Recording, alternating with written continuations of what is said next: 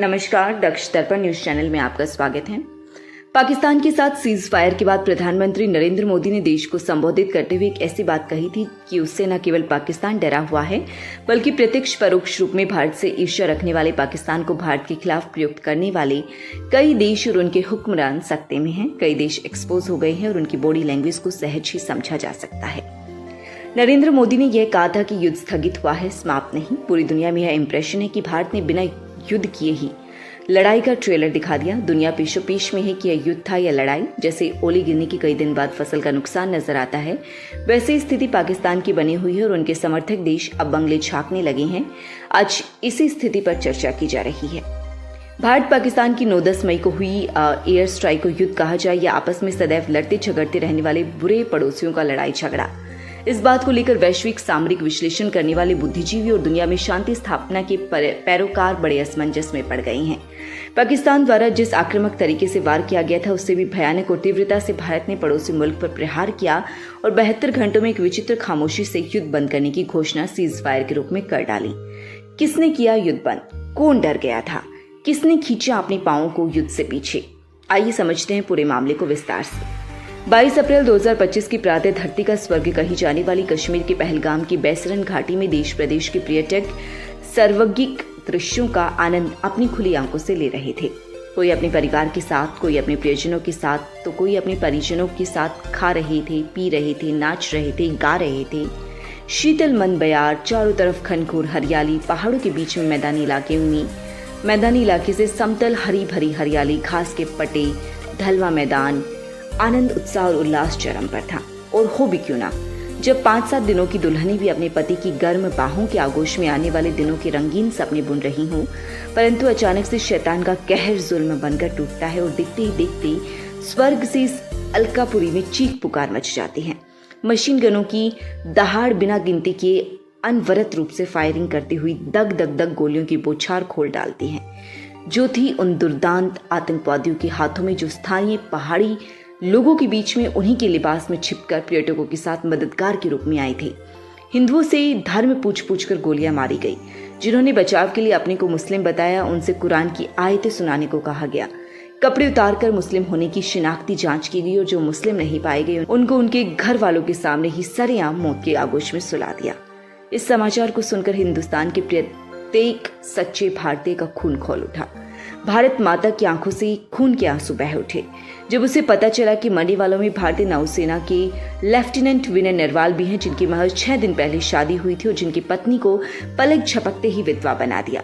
इस हमले में पहली गोली लगने वाला पर्यटक शुभम द्विवेदी भी नव विवाहित था, जो कानपुर से अपनी पत्नी के साथ हनीमून पर आया था।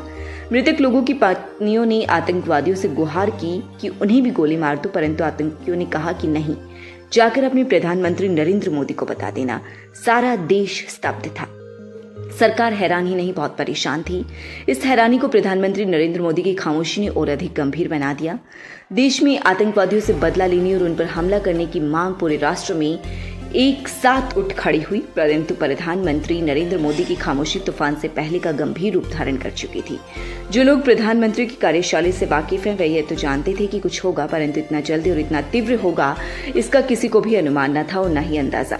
6 मई की रात पाकिस्तान के लिए कयामत की रात साबित हुई, जब भारतीय सेना ने पाकिस्तान के पर मध्य रात्रि 1:05 से लेकर 1:30 तक मात्र 22 से 25 मिनट में ऐसा भयानक और चौतरफा हमला किया कि पाकिस्तान को सोचने की तो छोड़िए, करवट बदलने तक का भी मौका नहीं मिला। कर्नल सोफिया कुरैशी और विंग कमांडर व्योमिका सिंह की अगुवाई में भारतीय सेना ने पाकिस्तान के अंदर घुसकर जो सटीक, सफल, आक्रामक और लक्ष्य भेदक एयर स्ट्राइक का अति कुशल प्रदर्शन किया, जिससे पूरी दुनिया अचंभित रह गई। इसके बाद अगले 2 दिनों तक भारतीय सेना की 3 सेनाओं ने जो अदम्य शौर्य का जाबाज प्रदर्शन किया, उसे देखकर अमेरिका, चीन और रूस तक दंग रह गए।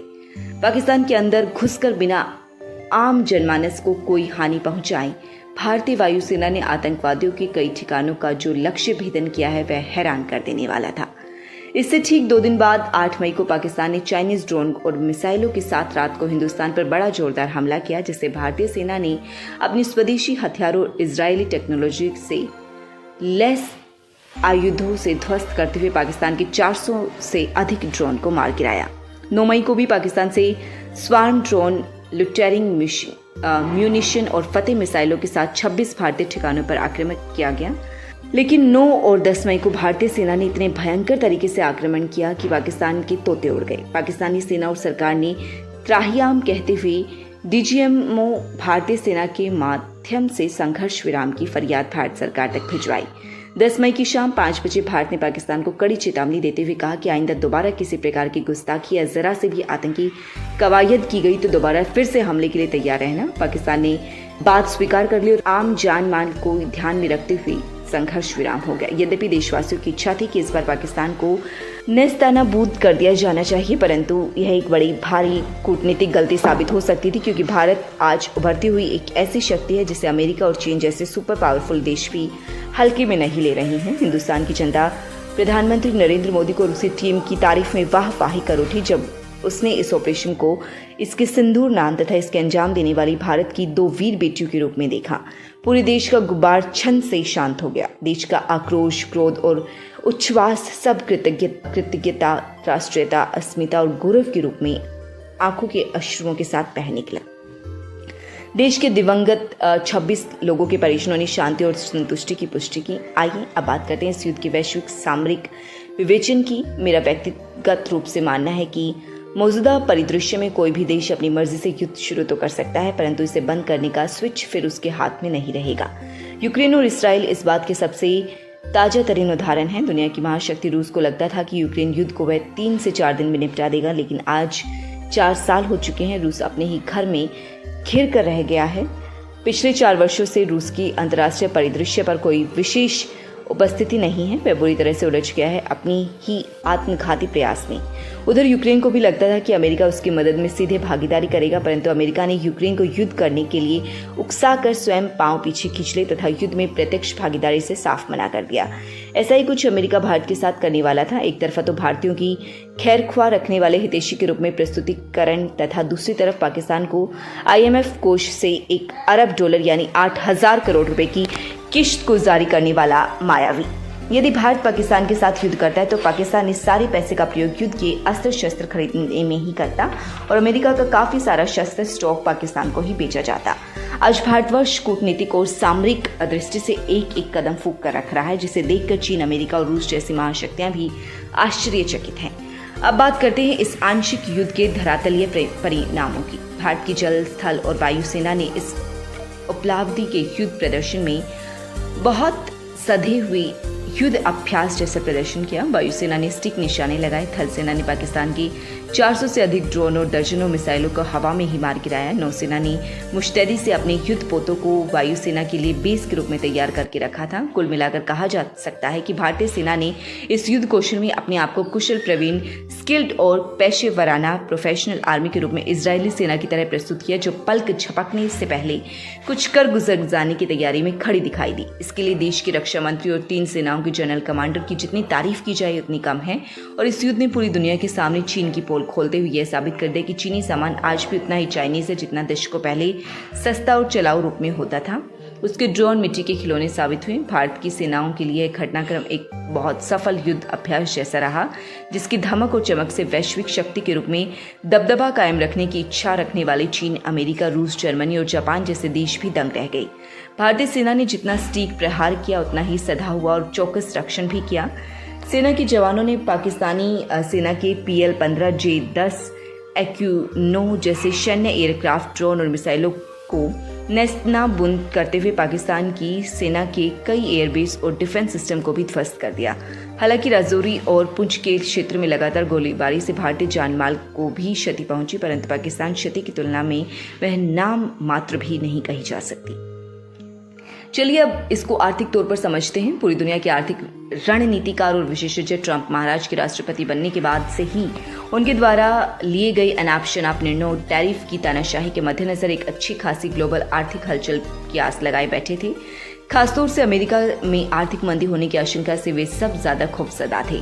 ऐसे में भारतीय हमले के पश्चात युद्ध की आशंका से भारतीय बाजार और सेंसेक्स में भी गिरावट की राह को पकड़ लिया था। भारत की सामरिक कार्रवाई ने चीन के बाजार को बुरी तरह से प्रभावित कर दिया। सैन्य अस्त्र शस्त्र और उपकरण बनाने वाली चीन की झुंझो होंगड़ा इलेक्ट्रॉनिक्स कंपनी के शेयर 6% से तथा एविक चेंगडू एयरक्राफ्ट कंपनी के शेयर 9% से अधिक गिर गए। चीन का कुल रक्षा बाजार 7% से अधिक नीचे गिर गया। इसके विपरीत भारतीय हमले के 3 दिन बाद ही भारतीय सेंसेक्स 3000 अंकों के साथ पुनः 80,000 के शिखर पर जा पहुंचा तथा भारतीय रक्षा बाजार के शेयर 7% से 20% तक की वृद्धि पर जा पहुंचे। भारतीय ब्रह्मोस और आकाश मिसाइल के निर्माण करने वाली हिंदुस्तान एरोनॉटिक्स के शेयर 7% से अधिक, BEL यानी भारतीय इलेक्ट्रॉनिक्स लिमिटेड की शेयर 10% से अधिक, भारत फोर्ज के शेयर 5% से अधिक, पारस डिफेंस के 7% से अधिक तथा भारत डायनामिक्स के शेयर 19% से अधिक की उछाल तक जा पहुंचे हैं। युद्ध कार्यवाही के इसी सप्ताह नीति आयोग के CEO BVR सुब्रमण्यम ने घोषणा की कि भारत जापान को पीछे छोड़कर दुनिया की चौथी सबसे बड़ी अर्थव्यवस्था बन गया है। उन्होंने अपने यह दावा अंतर्राष्ट्रीय मुद्रा कोष के आंकड़ों के आधार पर प्रस्तुत किया। भारतीय वित्त मंत्री निर्मला सीतारमण ने वर्ष 2025-26 में भारत का रक्षा बजट 6,81,000 करोड़ रुपए रखा था, जिसे माननीय प्रधानमंत्री नरेंद्र मोदी ने 2029 तक 50,000 करोड़ रुपए तक ले जाने की प्रतिबद्धता दोहराई। मौजूदा समय में भारत एक ऐसे संघर्ष और संक्रमण काल से गुजर रहा है जहां वह दुनिया का नेतृत्व करने और विश्व सम्राट बनने की अपनी बुनियाद को बुलंद करने का मजबूत प्रयास कर सकता है। ऐसे में उस बाह्य शस्त्रों से और भी अपने ही देश में छिपे शत्रुओं से निपटने के लिए अतिरिक्त सजगता और सचेत रहने का परिचय देना होगा। उसे आवश्यकता है कि विशेष धैर्य, विवेक, कूटनीति और विशेष रणनीति के जिसका अवलोकन पूरी दुनिया दांतों तले अंगुली दबाकर कर रही है। ऐसे में प्रत्येक हिंदुस्तानी और भारत भूमि से प्रेम करने वाले भारतीय नागरिक को तन मन धन से हिंदुस्तानी सेना, सरकार और संस्कृति के साथ एक स्वर और एक ताल में लामबंद होना होगा। तभी भारतवर्ष बन सकता है दुनिया का पथ प्रदर्शन करने वाला, मार्गदर्शन करने वाला, अलौकिक एवं आध्यात्मिक आभा लिए शांत, स्थिर और सहिष्णुता वाला सशक्त राष्ट्र। धन्यवाद। दक्ष दर्पण के लिए डॉक्टर जगदीप शर्मा राही की रिपोर्ट।